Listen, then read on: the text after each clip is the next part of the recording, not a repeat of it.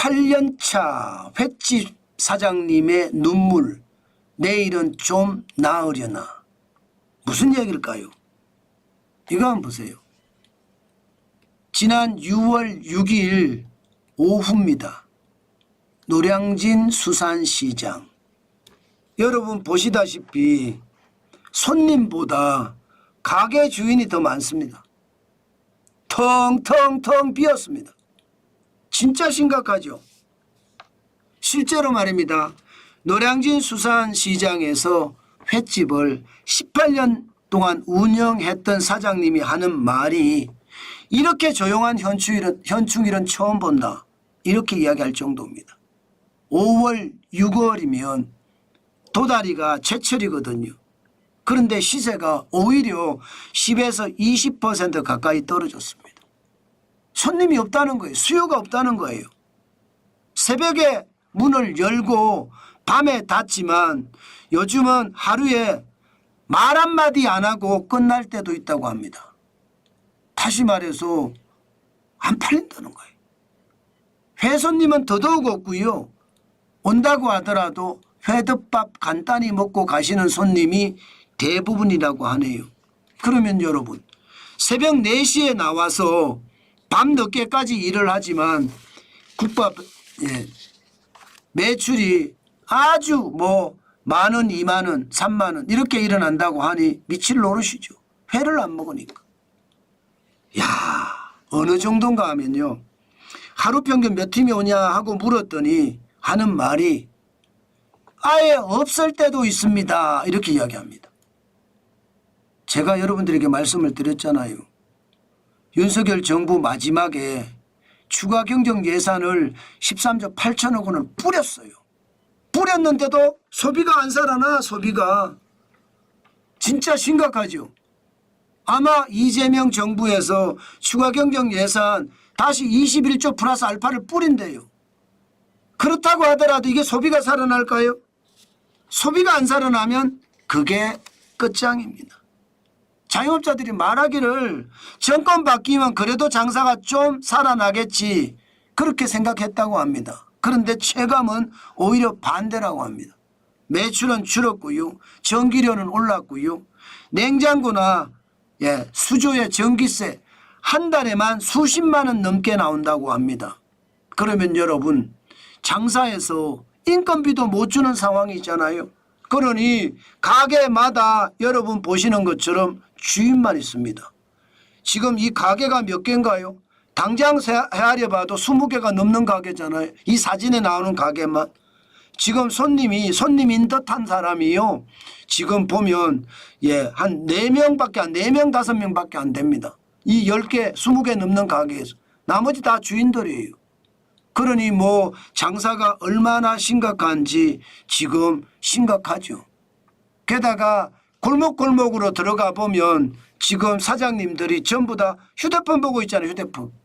휴대폰 보고 보면서 아무 생각 없이 멍 때리고 있는 겁니다. 이게 지금 노량진 수산시장의 현상입니다. 이게 옆 가게 사장님들이 앞에 바로 있잖아요. 앞에 가게 사장님이나 옆에 가게 사장님들, 이 사장님들하고도 이야기를 안 한다고 합니다. 여러분 장사가 잘 되면 옆 가게 사장님뿐만 아니라 찾아가서 이야기도 하기도 해요. 그런데 옆 가게 사장님하고 이야기하는 것은 어렵다 이렇게 이야기합니다. 요즘 회센터 운영하면 돈 번다 이런 얘기 이제 쑥 들어갔다는 거예요.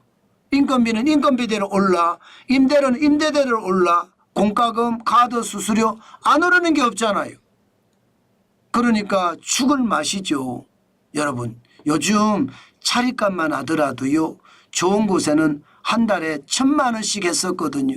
하루 매출 20만 원 벌어야 이게 제대로 말입니다. 어떻게 하든 살아날 수 있는데 지금 그렇지 못하다는 거잖아요. 여러분이 보시더라도 손님이 아무도 없잖아요. 손님이. 이게 6월 6일 오후 노량진 수산시장입니다. 심각하죠. 가게로 들어가면 들어갈수록 손님이 더 없어요. 아예 말입니다. 가공을 하는 참치집 앞에도 손님이 없잖아요. 이러니 말입니다. 골목골목 들어가도 손님이 없지요. 큰 가게도 손님이 없지요. 이러니 말입니다.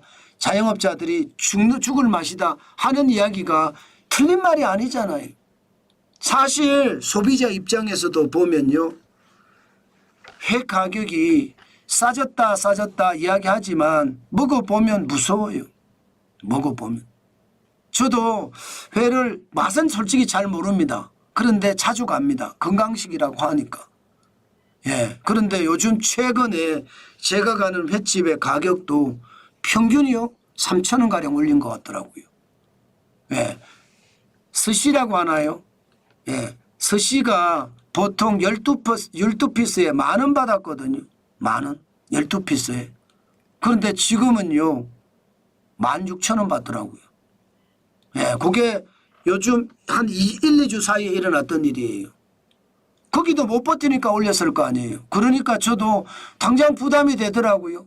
옛날에 3명, 4명이 가서 먹으면 저는 먹는 거는 푸짐하게 해놓고 먹어야 된다. 그런 주의이기 때문에 스시도 시키고요. 또 탕도 하나 시키고요. 또 회도 하나 시키고요. 이렇게 소주 맥주에다가 좀 건하게 먹는 걸 좋아하거든요. 옛날에 그렇게 먹어도요. 그 횟집에서 5만 원이 안 넘었습니다. 3명이 먹었을 때. 그런데 지금은 7만 5천 원인가 나오더라고요. 똑같이 먹었는데도. 와우, 가격이 올라가는 게 진짜 충격적입니다.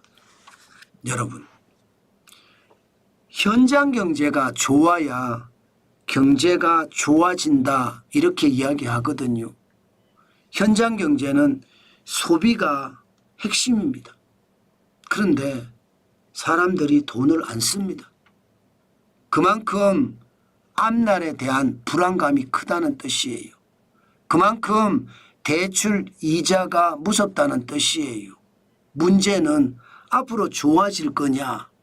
추경도 뿌리고 지역 화폐도 뿌리는데 저는 쉽지 않다예요. 심리가 개선되지 않으면 돈 안 쓰거든요. 심리 여전히 무너진 상태다. 그렇게 말씀드릴 수 있을 것 같습니다. 당장 여러분들 소비하세요. 저요. 소비 최소한으로 하려고 노력하거든요. 앞으로 어떤 일이 닥칠지 모르니까 그에 대한 불안감이 굉장히 크다는 뜻입니다. 저는 여러분들이 진짜 착한 소비는 해야 된다. 그 말씀 오늘도 강조하고 싶습니다. 그렇지만 워낙 앞으로 경제가 어려워진다고 이야기하는데 이게 소비하기는 만만치 않다. 그 말씀 오늘도 강조해서 드리겠습니다. 참 안타깝죠. 그러나 언젠가는 대한민국의 저력은 저는 무너지지 않을 거다. 저는 그렇게 생각합니다.